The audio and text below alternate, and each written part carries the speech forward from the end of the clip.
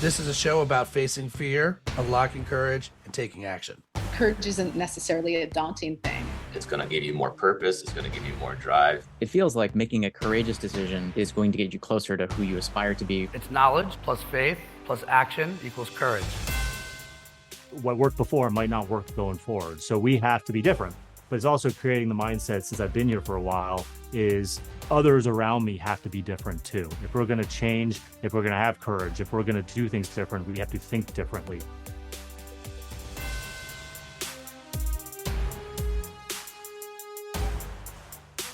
All right, I think it's important for anybody who's listening to know it's 9:30 in the morning. If it were me, I'd say, good morning, Tom. But for you, it's probably lunchtime. What time were you up this morning? Good morning. I was up at 3 a.m. Not by my own doing, though. Not my own doing. But 3 a.m. this today. What happened? I got a 4-year-old. I got a 1-year-old. I gotta season the kickoff. Things to do. And I wanted to mix in a jog. I got a jog in this morning. All right, how many miles did you get in? I did my usual 5. All right, My treadmill 5, because you might notice behind me, it's not beautiful, sunny Southern California today. It's a little rainy today, so I had to do it inside. So obviously I'm leading the witness here, and I'm very aware that your schedule, you're a machine, man. You're a madman, and it's cool to see that, while most of us are sleeping, you're ritualized with your behavior. Curious, when did all this start for you? Was it like this job, last job, all your life? When did you start waking up and doing this run? Yeah, well, the main purpose I do it now is because I want to spend time with my little boys when they're awake. So I wake up early because I want to see them when they wake up. But this started, for me, it probably started probably prior to college or around college time. I was a baseball player in college, and it kind of just stuck with me. Baseball player in college, and then after that, I started working at an investment bank, and it was expected I was in the office at 6 a.m. So I had to wake up early and get my run in before I had to get to the office. We had very different college experiences. Well, I'll just throw that out there right now. But it's awesome to hear you've got this thing that works for you. Big year ahead. So I can see why you're doing it. Big year ahead, big week ahead. You got some friends from Miami coming into the building on Sunday. Curious, in your mind, like you said, you're up at 3 a.m. How much is it like new season, here we go? How much are you thinking about just this first game, or is it just all of the above? It's kind of all the above. Listen, it's my first opportunity in my new role to kick off a season, right? We have had a lot of ups and downs, and maybe we can talk more about this. But I've been with the club. This is my 11th season with the club. But not only are we kicking off the season on Sunday, we happen to be kicking it off in probably the biggest way possible with Miami and Messi coming to town. And we want to do it right. We want to do it right, and we want to do it different. So there's a lot going on, a lot of moving pieces, and the rain's throwing a little bit of a wrench in it. But we have big plans for not only this weekend, but for the whole season. So got to get going. We've got to think differently. So let's talk about the weather report for Sunday. Are we looking like we're gonna have sunshine by the time this game kicks off, or what? I'm hopeful. I think we will. I'm hopeful we will. We'll see. So you mentioned it. I mean, look, this is not your first rodeo in the club, but it's a pretty awesome opportunity that you've got here. You were named president of the club. You're still in that first year. I'm curious, from your lens, when you've been in the club as long as you have, but you also want to put your mark on it. What does that look like? What does that feel like? Can you share a little bit about, like, how is this going to feel different? Yeah. Well, we can't continue doing exactly what we've been doing before, right? So we've had a really long run. Everybody knows the LA Galaxy and what we represent. And for a long period of time, I think we kind of rested on those laurels of who we've been. The game has changed a little bit in the league's going into its 29th season, right? And I think you could probably say there's a lot of iterations, a lot of editions of MLS that have come and gone. We have a reputation, and regardless of anything else, the expectation is when people play the LA Galaxy, they show up and they compete. And we have to continue to find ways to be better in everything that we do. And a little bit of the challenge I feel like that I faced, it's my 11th season, 11th season with the club. I've seen a lot of uh, different, editions or iterations of this club. I came in 2014 and we were lifting a trophy. We were lifting a trophy with Robbie Keane, coming off of our 5th championship. And you show up and the expectation is every year you're going to lift the trophy. And the game has changed. We have to continue to find ways to reinvent ourselves. And our challenge has been what worked before might not work going forward. So we have to be different. But it's also creating the mindset, since I've been here for a while, is others around me have to be different too. If we're going to change, if we're going to have courage, if we're going to do things different, we have to think differently. So showing up and expecting that we're going to compete every single day is not the case. We got to reinvent ourselves. I've been in that building. I've walked by those trophies. It's an easy first line, right? Like you said, like, hey, we won 5 championships. You also have a neighbor now not too far away from you that is doing okay on the other side of the hill or the street. Uh, I think there's a moment, this is a moment in time where there is a fight that's going on. It feels like there's a fight for LA. Even if that team wasn't there, in my opinion, being out in Southern California, there's no poor us, right? As it's raining today, but like there's no poor us here, but it is a fight for people's attention. You're fighting the beach, you're fighting the weather. Do you see it that way too? Yeah, we know what we sign up for. No one's crying for us in Los Angeles, right? We have it pretty good here. We have the beaches, we have everything that a lot of people look for. I think competition's healthy, right? And when teams come into the market, whether it's another MLS team or whether it's NFL teams, right? We've had NFL teams come into our market as of late. It's a competition. It's a battle. It's a battle for attention. It's a battle for discretionary spending. It's a battle for fans. And that's the approach that we have to take internally, is how are we winning over fans every single game, right? Not just one game, not just the home opener against Miami. We also have games 2 through 17 at home that we know how to make sure that when you show up and you come to one of our games, you're getting the goosebumps, you're getting that aha moment, you're getting something that feels special to you, because there's nothing like coming to an LA Galaxy and a sports park, because you're going to feel something different than you will feel anyplace else in Los Angeles.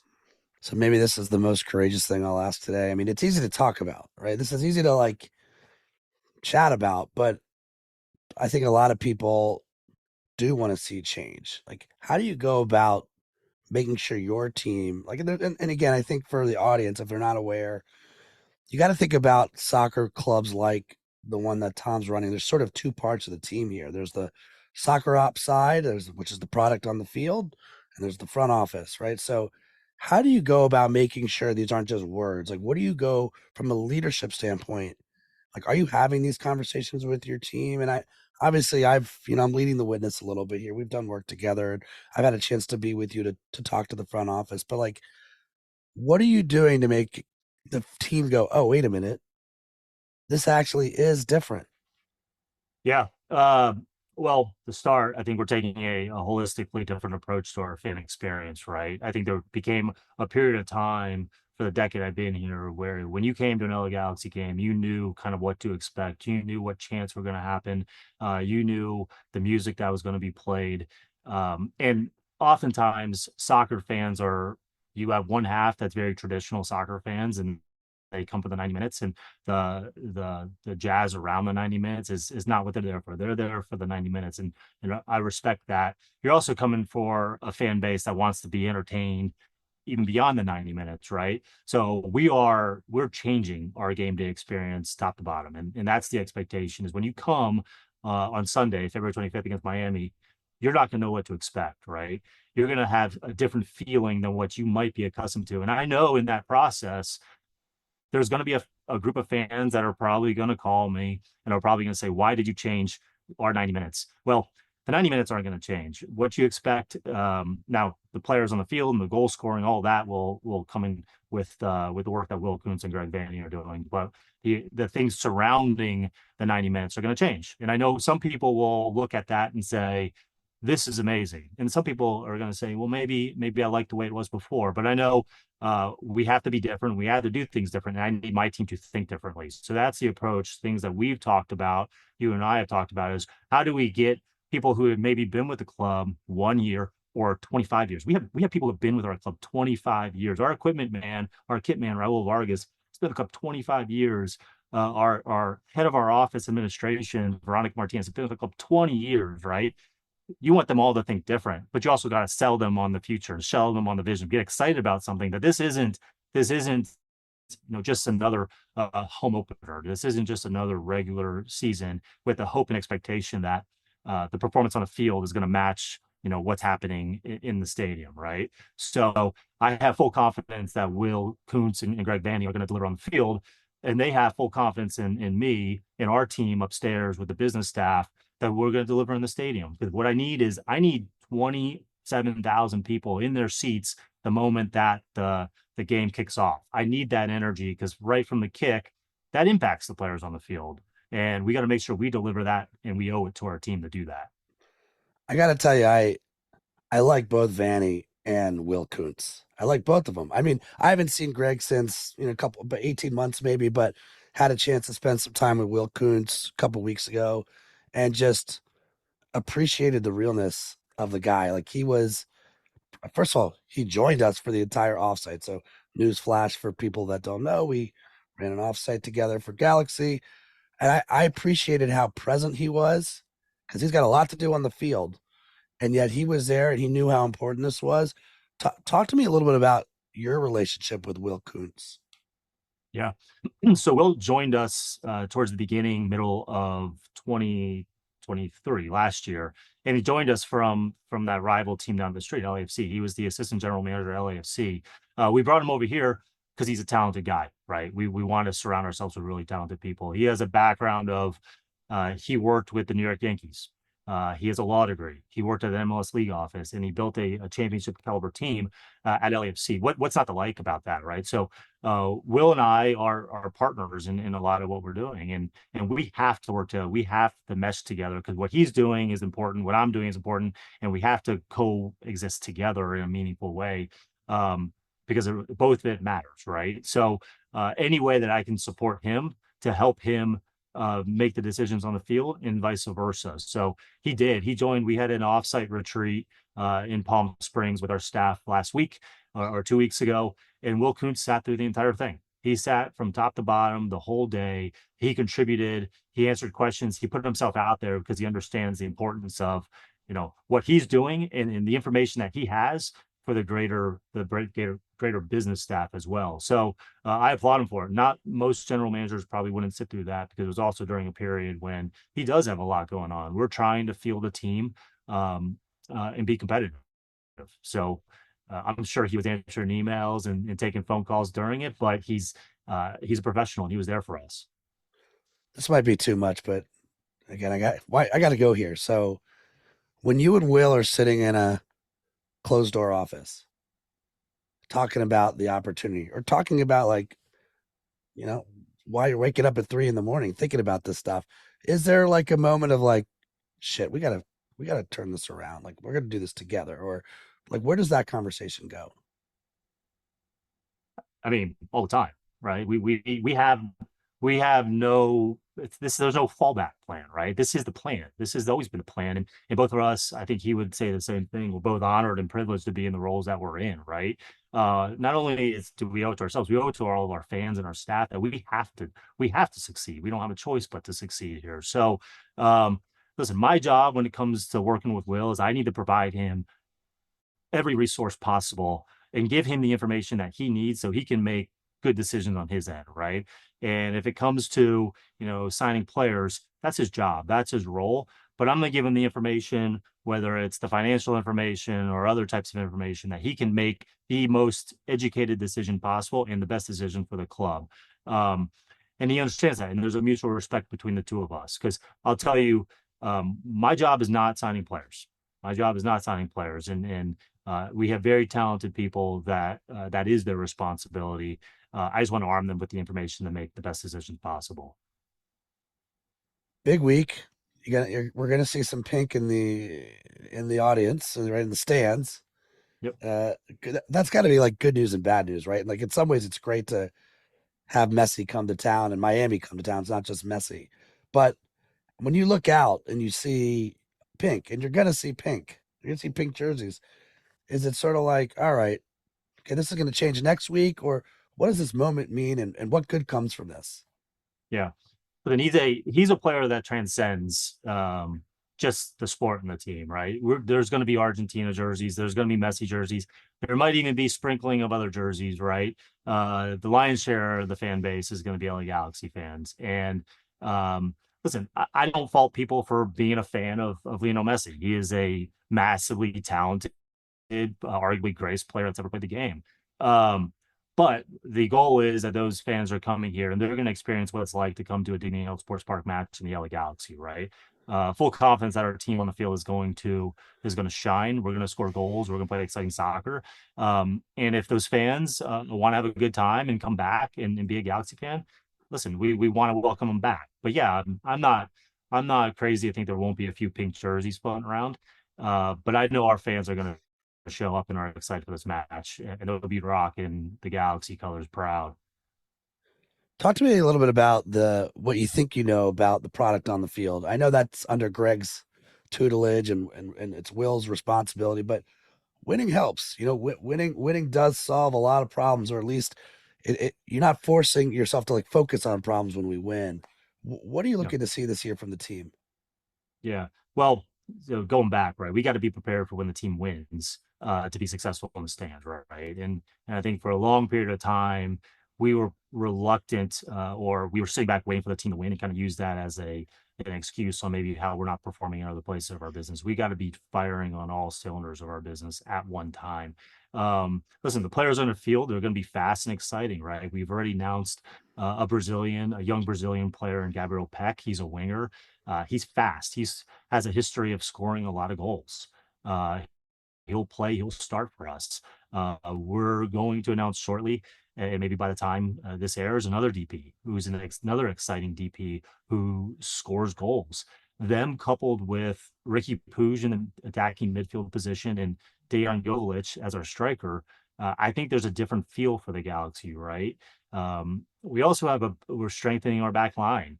Maya Yoshida, we have another couple players coming in on our back line that we're going to defend, hopefully as strong as we're attacking. So I've said it to a few people. I want people to play the LA Galaxy, and I want them to fear playing the LA Galaxy. I want our team to create chaos and make it really tough, and I want our fans to come into the stadium and make it really tough on opposing teams. That's the mission.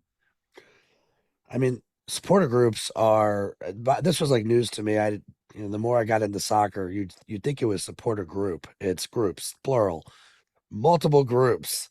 What's that relationship been like between you and the groups? Yeah. Yeah. So we have four. We have four recognized supporter groups: LA Riot Squad, Angel City Brigade, Outlaws, and LA Galaxians. The Galaxians have been a part of the club since the beginning, since the Rose Bowl days. For those who don't know, our team kicked off in 1996. We used to play at the Rose Bowl Stadium. And since then, we added three more recognized supporter groups. The relationship with our supporter groups is great, right? You want fans that are avid fans. You want fans that live this, that breathe this, that like give anything for the club, right? It's important to them. They have tattoos representing the club. Like this is who they are. And you want that. You want that. And our supporter groups are very vocal, and they should be, right? They should be, and they should speak up. And when they want things, you know that it's in the best interest for themselves and the club. They want to do the best for the club. So right now we have a really strong relationship with our supporter groups. We're working really well together. They will be completely full on Sunday against Miami. The expectations are going to be completely full throughout the season. They're going to be loud, and they're going to represent the club. So we're excited about where we're headed. Do you have like a weekly call with them or a monthly call with them? What does that cadence look Yeah. like? Yeah, no, we talk often. We talk often. We have a whole group, a whole team on the business staff. Their job is to be there in supporter groups. So it's our fan engagement team, three individuals that on a day-to-day basis, they're working with our supporter groups. They're making sure that they have what they need and that we have what we need from them. So I probably talk to each one of the supporter groups, every week or two, just to check in, make sure they're doing okay, and see what they need. This is probably okay. I kind of called you a machine at the top of the show with the 5 miles at 2 a.m. or whatever time you're running. And I'd love to I'd love everyone to understand, like, well, what are you really all about? Like, eh, there was a moment that happened the night before the offsite that was cool for me to watch. If I'm anything, I'm an observationalist. And so, I'm off to the side. I'm trying to meet as many people as I can and like what's really going on here. You're a detective. And one of the things I was very surprised by in a good way was, well, we were joined by a couple extra guests that I don't think are on the payroll. And there was a big surprise that kind of went on the night before. Can you share what that surprise was and what that was like for you? Yeah. Yeah. So, like you said, we had the all staff. Another thing we tried to do different this year as a club, we took our whole staff to Palm Springs, along with our Coachella Valley Invitational event that we're doing. And we got a couple buses, drove out there 2.5 hours into the desert, into, Indio, California. And they were watching a Galaxy preseason game, and after the game, everyone went back to their hotels. They got dressed. We had a happy hour and a dinner, um, and I didn't plan this. It wasn't planned by me, and I probably would have planned it differently looking back on it. It just happened to also be my birthday on the day, and during the happy hour, I was surprised when others were kind of giving a toast at the beginning that my wife and my two little boys, my 1-year-old and my 4-year-old, popped up with balloons and cake to surprise me for my birthday. And that's the most important thing in my life, right? And my family, and being there for my family is the most important thing. But the job is full time. The job's full time. It's 24/7. You're kind of always on call. They're my biggest champions. They're my biggest advocates. But they're there for me all the time. And they know that sometimes spending time with dad means going to soccer matches, or going to events, or showing up in Palm Springs when you don't know they're going to show up. Because that's the opportunity we have, is to spend some time together, because the job is kind of always there. So it was a nice surprise. It was nice of them to show up. So it made me tear up. And let me vouch that it wasn't like the awkward. I've seen the awkward where like everyone then is forced to clap, right? Because there's balloons. And by the way, I noticed that there weren't like an age, two balloons that said your age as part of that, but we don't have to go there. I was just curious to note. But it was cool. It was cool to see, like, what I've learned from this whole process, Tom, of us getting to know each other is that you deeply care and you seem to like actually create forums to listen to your team. And there's been decisions that were even made on the offsite where you're like, hold on, I need to bring that back to the team and let me see how they feel about that. It's nice yin and yang on the leadership side. You do have a good, like a solid front office group of people that you trust. Talk to me a little bit about that unit. Yeah, we got a great front office. I mean, I'd argue this is probably the best front office we've had. The work that they're doing is incredible. So, all of our content and brand is run by Will Misselbrook, who's formerly with the Commanders. His vision, and if you follow any of our content on Instagram or social digital channels, you'll see it's the best. It's amazing, and the work that Will's doing, he's revamping our game experience. So everything top to bottom is Will Misselbrook's vision, from the stuff you're going to see on the video board to the music being played. The guy's a creative genius, so we're leaning into that creativity. On the revenue side, Uriel Martinez is our chief revenue officer, overseeing all of our ticket revenue, supporting our global partnerships team on driving sponsorship revenue, oversees some of our marketing efforts, and with his leadership, we are surpassing a lot of the numbers we've ever hit before, right? We're continuing to elevate our game. And then on the stadium side is Katie Pandolfo. Katie Pandolfo is the general manager of Danielle Sports Park. And while they operate independently of the Galaxy, we work in tandem in everything that we do. So her leadership in making sure that this building continues to be the best building in MLS, be it now probably the oldest building in MLS, I still argue it's the best building in MLS, right? We're 20 odd years old. And showing up here, you drive down the main driveway, there are palm trees, everything is well kept. This place gets loud. I'd argue best stadium in the league. So their leaderships is really allowing, all of us to grow within our organization, and very proud of the work that we're doing. I mean, you did have a pretty vulnerable moment on the stage, sort of professing your hopes and dreams for the year to the front office. But like, what do you want the front office to know about you? If there's like one thing that you hope they take away from the way you lead, what is it? I want to be honest. I want to be genuine. I want to take chances. Sometimes I think, so my background is I've been in finance for a long period of time, and oftentimes finance people get kind of tagged with a certain type of, being not spending, or, being thinking of things a certain way. I like taking chances. I like taking chances. I like taking risk, but I also want people to know that I'm genuine. I'm genuine, and I'm hopefully real with everybody. So I'll shoot you straight all the time, but I'm also willing to, like, you know, be friendly at the same time. It's not always business, but we're here to work, and we're here to be better. So uh, I had the same amount of accountability. And I hope people hold the accountability on me, right?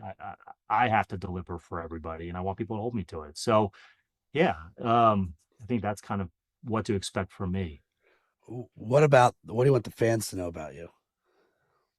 uh, I'm going to bust my ass, and I'm do everything that I can to make sure this team, uh, I would say, regains its place on top of the league. And I'll work my tail off to make sure we get there. That's what I want the fans to know. So, and I'm again with them too. I want them to know I'm available. I like to hear from the fans. I'll be honest and genuine with them at the same time, but I'm going to work hard to make sure that we're delivering at the highest level possible. As a man of ritual, I'm curious if you have a ritual for home games. Like, is there?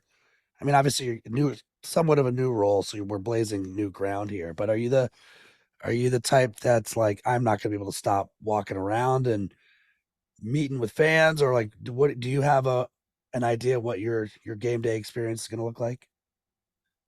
So I'm a former baseball player, pitcher. You'd think that I'd have a ritual. I'm a routine guy, hence every morning waking up and doing my jogs. But on game days, no ritual, no specific ritual.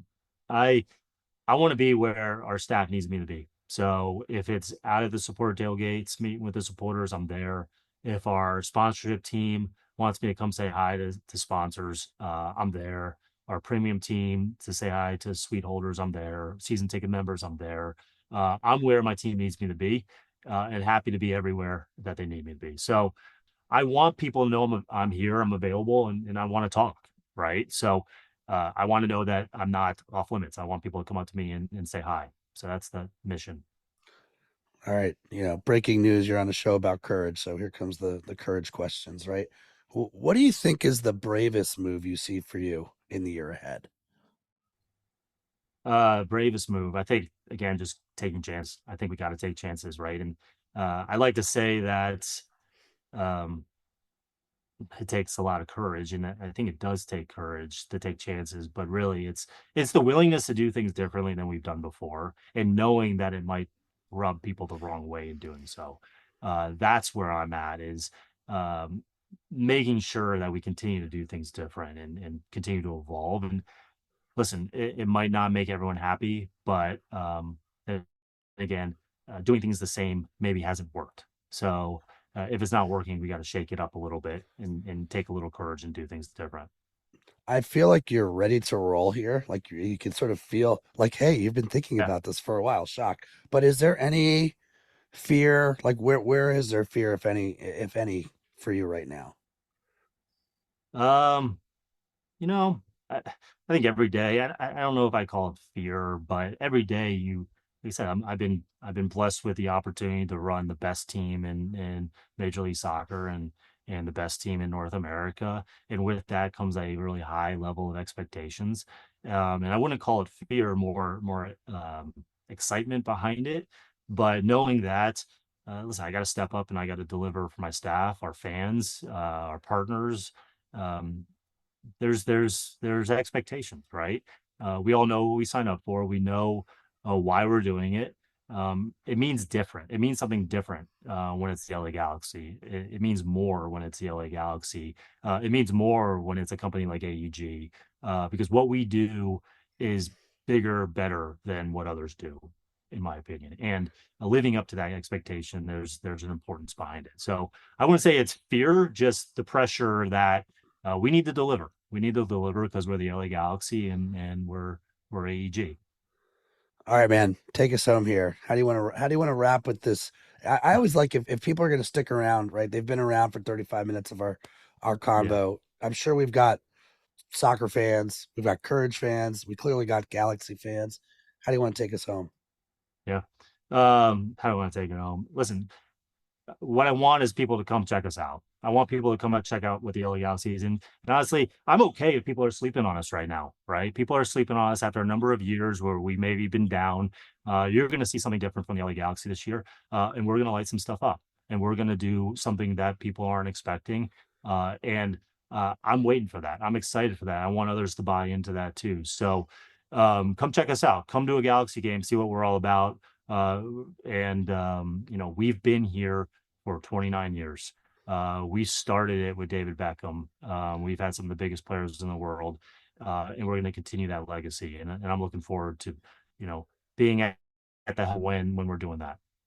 All right, my man. I know I'll be there. I'll see you Sunday. Can't wait for game one. Let's get a W. Yeah. Thanks for joining us on the podcast. Yeah, no pink on Sunday. All right. No, sir. No, sir. Thanks, Tom. Right.